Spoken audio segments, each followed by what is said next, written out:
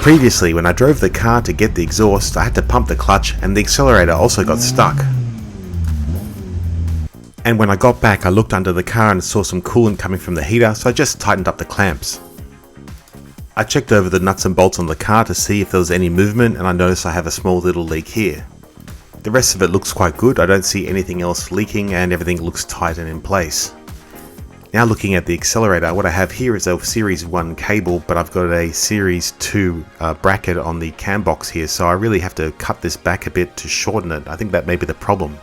So now I'm going to cut it at this point so it'll be just the right length.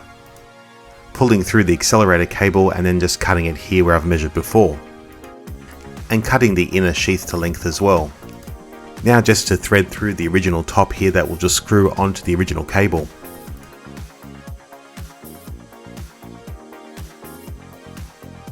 Because these two parts were not designed to go together, I'm going to use a number of washers to raise it to the right height and then use a clip to hold it in place. This modification will work fine, however I'm thinking about changing the accelerator rod and the accelerator cable to a 1500 style, this way it will be factory the whole way through. Because I have to pump the clutch, I'm going to look at the slave cylinder first because it's quite easy to get to. I'm pulling it off here and I notice there's a little bit of oil on my fingers, and then I realize, oh, it's coming under the cap. So when I lift the cap up, I definitely see oil, so I'm thinking those seals I changed are leaking. And because I have a longer hose attached to the slave cylinder, I can just take it out and then unscrew it in the bucket.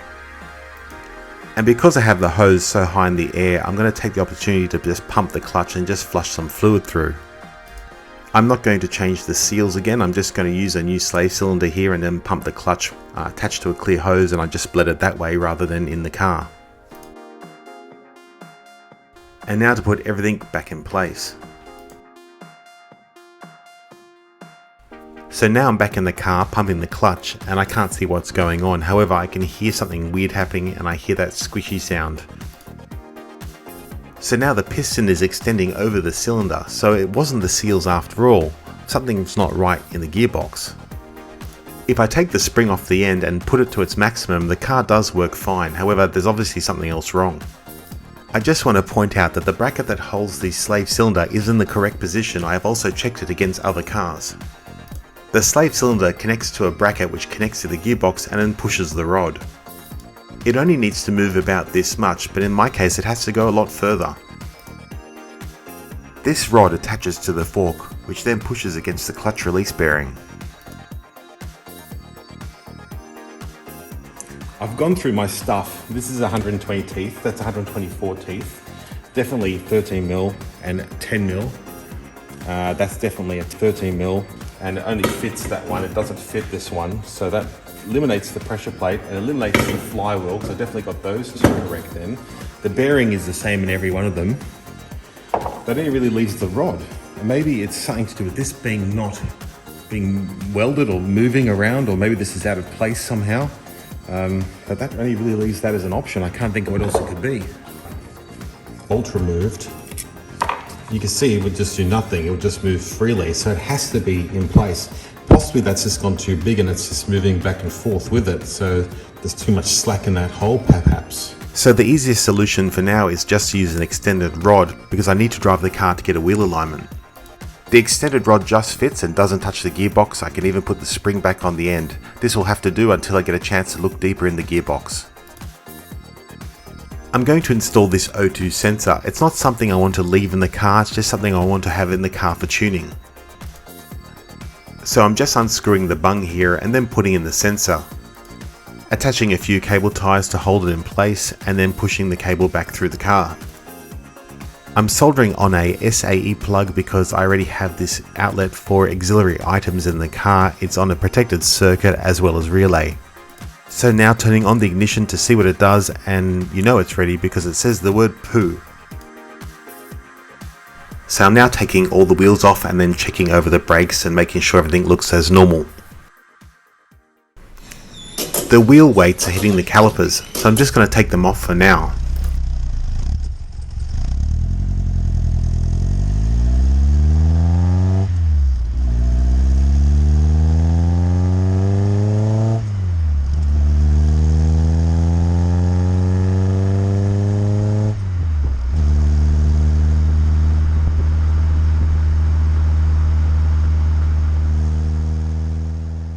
I'm checking the heater again and I don't see any leaks.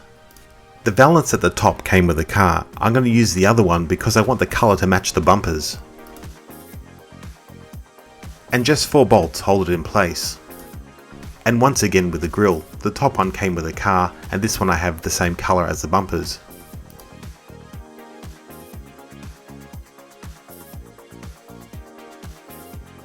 As I only put water in the car before, I'm just going to empty it out and then replace it with some coolant.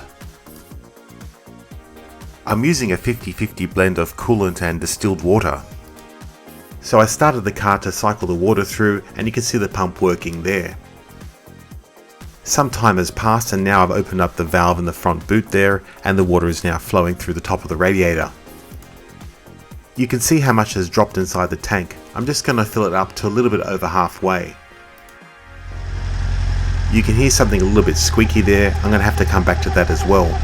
I'm now taking the car for a test drive and filming the fuel pressure gauge. I'm also testing the O2 sensor, but what I did notice was that the bushes must be a bit loose on the top there because the engine is rocking a little bit too much.